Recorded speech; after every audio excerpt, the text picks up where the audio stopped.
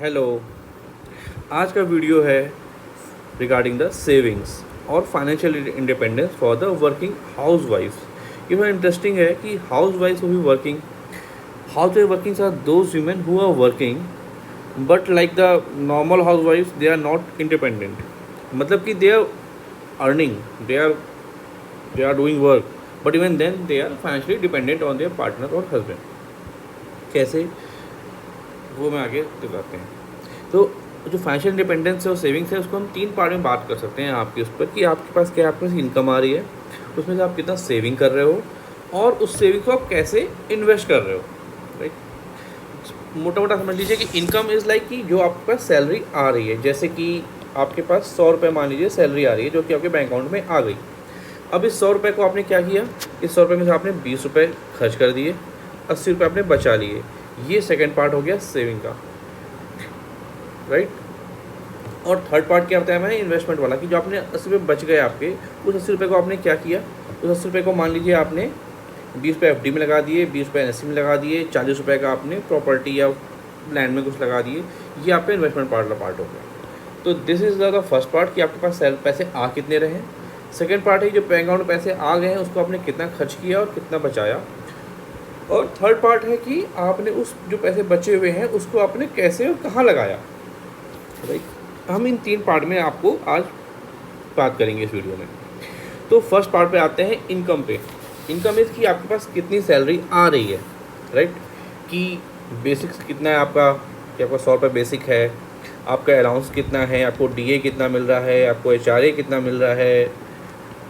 Right, आपके deductions कितने हो रहे हैं, आपके, है ना, किस चीज़ में डिडक्शंस हो रहे हैं, पीपीएफ कट रहा है कि एनएससी कट रहा है, कटना है कि नहीं कटना है, आपका टैक्स कितना जा रहा है।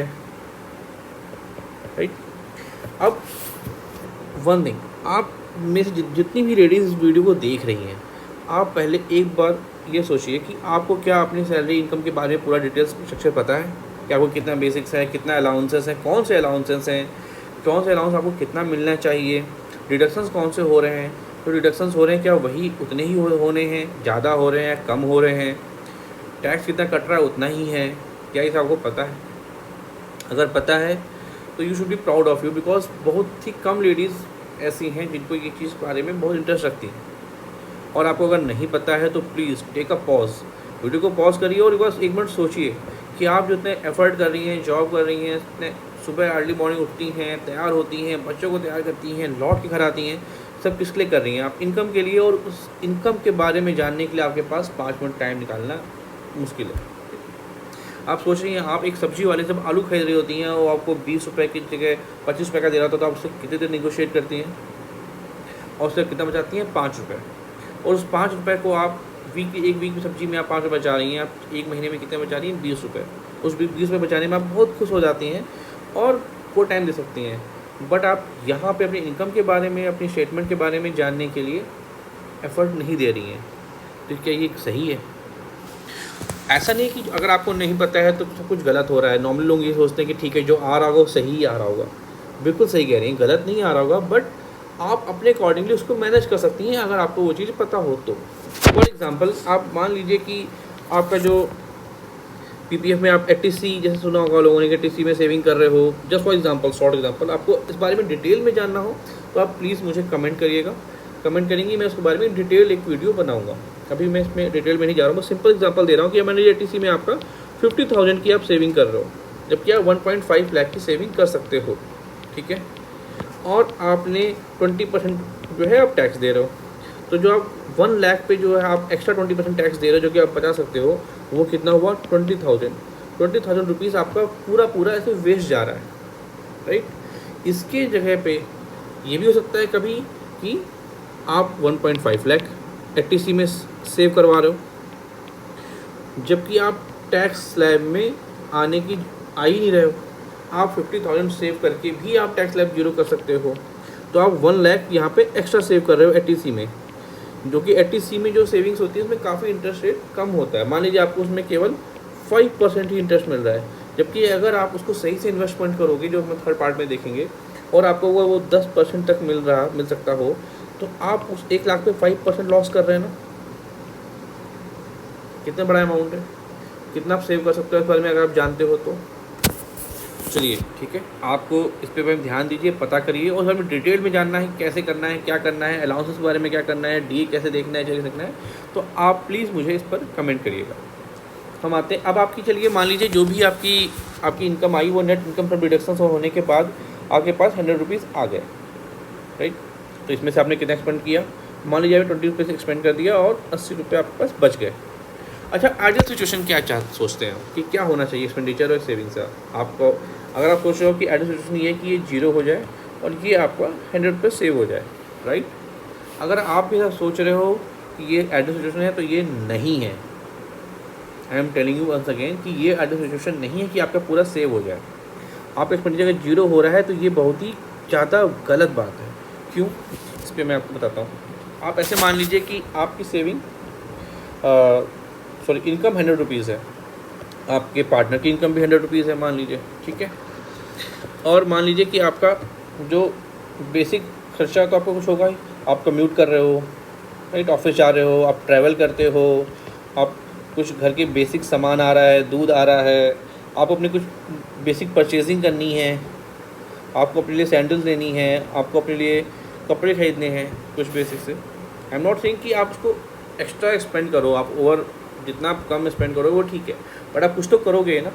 वो मान लीजिए आप अपने जो खर्चे हैं ये सबके 20 रुपये इसके गए, इसमें 20 रुपये गए, टोटल खर्चा कितना हो गया 60, राइट। और आपका टोटल एक्सपेंडिचर कितना हुआ, आपने 0। सेविंग कितनी हो गई आपकी सेविंग हो गई यहाँ पर 100 और यहाँ पे सेविंग हो गई बच्ची कितनी 40, तो सभी कितनी हो गई 140। अब आप सेकेंड सिचुएशन सोचिए कि आप यहाँ पे क्या कर रहे हो, आप यहाँ पे अपने जो बेसिक परचेजिंग है वो आप 20 रुपीज़ खुद कर ले रहे हो और आपके पार्टनर को कितना करना पड़ रहा है 20 रुपीज़ और ये अब नहीं करना पड़ रहा, तो उसकी सेविंग कितनी हो जाएगी, उसकी यहाँ पे एक्सपेंडिचर हो जाएगा 40, आपका एक्सपेंडिचर हो जाएगा 20, तो आपकी सेविंग हो गई अब 80 और उसकी सेविंग हो जाएगी यहाँ पे 60, तो ये मिला कितना हो गया टोटल मिला के आपका सेविंग 140। सेम हुआ, मतलब आप समझ रहे हो, खर्चा चाहे आप करो चाहे आपका पार्टनर करे, ओवरऑल आपकी फैमिली का, आपके ऐसा कपल ऐसे पार्टनर, आपका ओवरऑल सेविंग और ओवरऑल एक्सपेंडिचर तो सेम ही रहेगा। तो फिर आप खुद क्यों नहीं कर रहे हो, आप खुद करोगे तो वही एक चीज़, जो छोटी सी चीज़ आपको जो डिसीजन ले रहे हो छोटे छोटे, जिसमें आप अब अपने पार्टनर पे डिपेंडेंट हो रहे हो, उसकी जगह पे आप छोटी चीज़ों के लिए आप खुद से कर सकते हो डिसीजन। वो आपको कहीं ज़्यादा बेटर हैप्पीनेस देगा, हर एक दिन आपको एक अच्छी वाली फील आएगी कि यार यू आर फाइनेंशियली इंडिपेंडेंट। और आप जो सेव करते जा रहे हो अपने अपने खर्चे पे, तो आप पूरे डिपेंडेंट हो, और जो आप सेव करते जा रहे हो वो एक दिन एक बड़ा सा लमसम में डिपॉजिट जमा हो गया। ये जो बड़ा सा कॉर्पस आपका जमा हो गया, इसको तो वैसे भी आप अपने मर्जी से तो खर्च कर नहीं सकते और करना भी नहीं चाहिए। ये बड़ा कॉर्पस है, इसको तो वैसे भी म्यूचुअल डिसीजन लेके और साथ में बैठ के एक कंप्लीट फाइनली कंसेंसस का डिसीजन लेना चाहिए। फिर आप यहाँ पे भी अपनी इंडिपेंडेंस छोड़ रहे हो और यहाँ पे भी इंडिपेंडेंस तो छोड़नी ही चाहिए, तो फिर आप कहाँ रह गए फाइनेंशियल इंडिपेंडेंट। इसलिए आपको अपने सेविंग के साथ साथ एक्सपेंडिचर भी बेसिक एक्सपेंडिचर खुद करने चाहिए, और आपको खुद पता होना चाहिए बैंक अकाउंट में पैसे कहाँ हैं, कैसे निकालने हैं, कैसे रखने हैं। इस बारे में भी आपको डिटेल में जानना हो तो आप फिर कमेंट करिएगा, मुझे बताइएगा कि आपको इस बारे में ज़्यादा जानना है, कैसे करना है, क्या करना है, फिर मैं इस बारे में एक डिटेल्ड वीडियो आपके लिए बना के लेके आऊँगा। अब मान लीजिए आपके जो भी आपका खर्चा था वो हो गया, आपका जो भी बचना था वो आपने बचा लिया, वो मान लीजिए आपने जो भी बचाया, अब उस बचे हुए रुपये को क्या करोगे, वो आप कहीं ना कहीं डालोगे, वो थर्ड पार्ट है, वो आता है इन्वेस्टमेंट में। तो इन्वेस्टमेंट बेसिकली आपका, उसको आप 3 पार्ट में डिवाइड कर सकते हो मोटा मोटा, कि डेट इंस्ट्रूमेंट्स जैसे कि एफडी, हर किसी ने सुना होगा, जैसे कि एनएससी, जैसे कि सुकन्या समृद्धि योजना,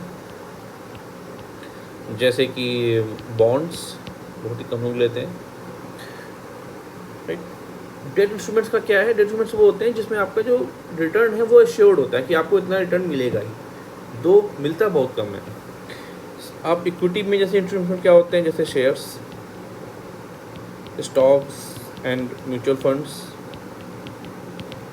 आपका डेरिवेटिव्स लाइक आपका फ्यूचर्स हैं, ऑप्शंस, इसका क्या है आपका कि इसमें रिटर्न काफ़ी ज़्यादा होता है, पर आपके पास एश्योर्ड नहीं होता और रिस्क भी काफ़ी ज़्यादा रहता है। तीसरा आप आते हो अल्टरनेटिव में आप कह सकते हो कि जैसे कि आप प्लॉट लेते हो, आप फ्लैट खरीद लेते हो, राइट, एग्रीकल्चर लैंड लेते हो,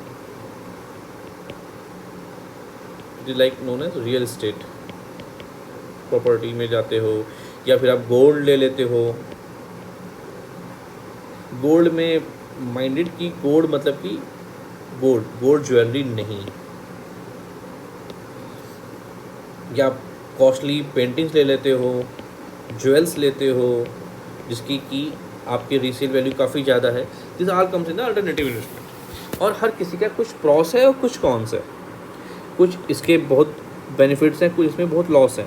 कुछ इसमें बहुत बेनिफिट्स हैं, कुछ बहुत ज़्यादा लॉसेस हैं, और कुछ इसमें काफ़ी बेनिफिट्स हैं और कुछ लॉसेस हैं। यहाँ पे आपको समझना है कि कोई भी एक चीज़ सही नहीं है।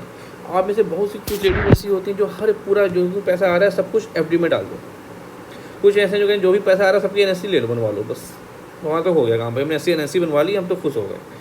कुछ होते हैं कि नहीं, जो पैसा आ रहा है ना सबके हम प्लॉट खरीद डालेंगे, जो भी लेगा हम प्लॉट ले लेंगे, बस डाल देंगे। जो भी आप कर रहे हो वो गलत कर रहे हो। क्यों? इसीलिए कहा गया है ना, क्योंकि do not put all your eggs in one basket, क्योंकि सभी में कुछ ना कुछ रिस्क है, कुछ ना कुछ कमी है। फॉर एग्जांपल कि आप जैसे मान लो एफडी ले रहे हो, हर एक चीज़ की एफडी ले रहे हो, एफडी में क्या हो रहा है, आपको 5% मिल रहा है केवल, ठीक है। आप एक्चुअल में इन्फ्लेशन कितना चल रहा है, ऑन एवरेज 3.5% ले लीजिए। वैसे पिछले कुछ साल से तो यहाँ पे 4.5% तक भी इन्फ्लेशन हुआ है। तो अगर 4.5% इन्फ्लेशन हो रहा है, आपको एफडी में 5% मिल रहा है, तो नेट आपको प्रॉफिट कितना रिटर्न मिला, कितना मिला, 5 माइनस 4.5%, यानी कि 0.5% ओनली। यानी कि आज आप जो 100 रुपये में चीज़ खरीद पा रहे हो, वो अगले 1 साल बाद वो आप 4.5%, तो चीज़ वैसी महंगी हो गई, आपको 5% पर पैसे मिला। 0.5%, यानी कि आपने अगर 10,000 रुपये सेव किए, एफडी डाली, तो आपको 0.5% में कितना रुपये मिला आपको, 50 रुपीज़। आप सोचिए कि आपको अगर आपको एश्योर्ड रिटर्न तो है कि भाई एफडी है, एश्योर्ड रिटर्न मिल जाएगा, बट इस 50 रुपीज़ का क्या रह गया। और वन मोर थिंग, इस आपके एफडी जो इंटरेस्ट है इस पर आपका टैक्सेबल भी है, इस पर आपको टैक्स भी देना है। अगर आप 20% टैक्स पे रेट पे आ रहे हो, तो अभी आपका कितना हो गया नेट, एक्चुअल में आपको कितना बचेगा आपके पास, 5% पे आप 20% टैक्स दे दोगे, 20% ऑफ 5%, तो ये आपका बचेगा जाके हुआ 4%। आपको 4% ही मिलेगा सर, अगर आप टैक्स जोड़ लो। और आपका अगर इन्फ्लेशन 4.5% आप जोड़ रहे हो, तो एक्चुअल में आपका निगेटिव हो रहा है 0.5%। आप एनएससी ले रहे हो सब कुछ की, आप कह रहे हो कि नहीं यार श्योर रिटर्न है, डाकखाने से लेंगे, उसमें भी आपकी वही हाल है, सेम चीज़ है जो आपकी एफडी का है, टैक्सेबल इनकम है। आपका जो इंटरेस्ट मिल रहा है आपको 5% पे आप टैक्स दे रहे हो पहले, तो आपको जो नेट बच रहा है वो कुछ 4% के आसपास बच रहा है। 3.5 से 4.5% तो इन्फ्लेशन ही चल रहा है, तो फिर आपको मिला क्या, जीरो, उल्टा के बार निगेटिव। वैसे ही अगर आप मान लीजिए हर चीज़ के आप प्लॉट ले रहे हो, हर चीज़ में आप फ्लैट आप खरीद ले रहे हो, तो उसमें क्या है, आपका जो रियल एस्टेट है उसकी कुछ इन्फ्लेशन के साथ वो इंडेक्स मान सकते हो कि इन्फ्लेशन महंगाई बढ़ेगी तो उसका भी कॉस्ट बढ़ेगा, ठीक है। बट उसके साथ ऐसा नहीं कुछ एक्स्ट्रा बहुत ज़्यादा बढ़ रहा है। आप कहोगे बीच में बहुत बढ़ा था, तो क्या था कि 2004 से लेके 2012 तक काफ़ी बढ़ा उसका रेट, बट फिर 1990 से लेके 2004 तक प्राइस बिल्कुल भी नहीं भी बढ़ा, ऐसा भी हुआ। तो आपको नहीं पता कि अब अगले पीरियड में क्या होगा। आपने सारे रुपए का अपने रियल एस्टेट में ही आपने लगा दिया और अगले 20 साल में वो स्टेगनेशन आ गया, तब आप क्या करोगे। प्लस इसमें क्या होता है कि लिक्विडिटी रिस्क भी होता है, इन द सेंस कि आपके पास अगर 100 रुपये की एफडी है या 100 रुपये कैश है, तो वो आप कभी भी आप 100 रुपये का आपको जरूरत पड़ती है तो आप उसको यूज़ कर सकते हो, एफडी को, कैश को, किसी को भी। पर आपके पास अगर 100 रुपये का प्लॉट पड़ा हुआ है और आपके पास आज 100 रुपये की ज़रूरत है और आपको तुरंत आपको उसको सेल करना है, तो वो आपको होता है कि 80 रुपीज़ ही मिले इसकी, हो तो मार्केट वैल्यू भले 100 हो, बट आपको इन हैंड में 80 रुपीज़ ही मिलेगा। इसे कहते हैं लिक्विडिटी रिस्क। इन सब के बारे में आपको डिटेल में जानना हो कि आपको क्या करना है, आपको कितना इक्विटी में करना है, आपको म्यूचुअल फंड में क्या करना है, कैसे करना है, डेट में कितना डालना चाहिए, एफडी में कितना करना चाहिए, अल्टरनेटिव इन्वेस्टमेंट में कितना करना चाहिए, तो आप मुझे कमेंट करिए। मैं आपको हर एक चीज़ के बारे में डिटेल वीडियो बनाऊंगा, जिसमें आपको समझाऊंगा कि कैसे और क्या आपको एक बैलेंस कैसे करना है। पर आपको मेन चीज़ आज ये समझनी है कि जिस चीज़ के लिए आप इतना एफर्ट कर रहे हो, आप जल्दी सोना है, आपको नींद नहीं पूरी आ रही है, आप अर्ली मॉर्निंग उठ रहे हो, ऑफिस जा रहे हो, जॉब कर रहे हो, उसके बाद उतना एफर्ट करने से बहुत ही कम एफर्ट में आप जो पैसा आ रहा है उसको सही से मैनेज करके काफ़ी कुछ कर सकते हो। वरना बस आप जॉब तो कर रहे हो पर आप अर्न नहीं कर पा रहे हो। इसीलिए मैंने बोला है कि आपको आज इस वीडियो से ये समझना है कि केवल वर्क करना, जॉब करना इंपॉर्टेंट नहीं है। उसके बाद उसके जो सेकंड पार्ट है, आपकी जॉब करने के बाद आपकी जो इनकम है, उसकी जो सेविंग्स है, उसकी जो इन्वेस्टमेंट है, ये तीनों ही उतना ही इम्पॉर्टेंट है। और उसके बारे में आप प्लीज़ थोड़ा सा सीरियस होइए, सोचिए, 1 मिनट पॉज करिए और इस पर कुछ एक डेडिकेटेड होकर डिसीजन लीजिए। और इसके बारे में किसी भी चीज़ के बारे में डिटेल में जानना हो तो प्लीज़ आप कमेंट करिएगा, मैं उसके बारे में एक नया डिटेल्ड वीडियो आपको एक्सप्लेन करने के लिए हर एक पॉइंट वाइज बना के लाऊंगा। चलिए आज के लिए इतना ही, धन्यवाद, थैंक यू, बाय बाय।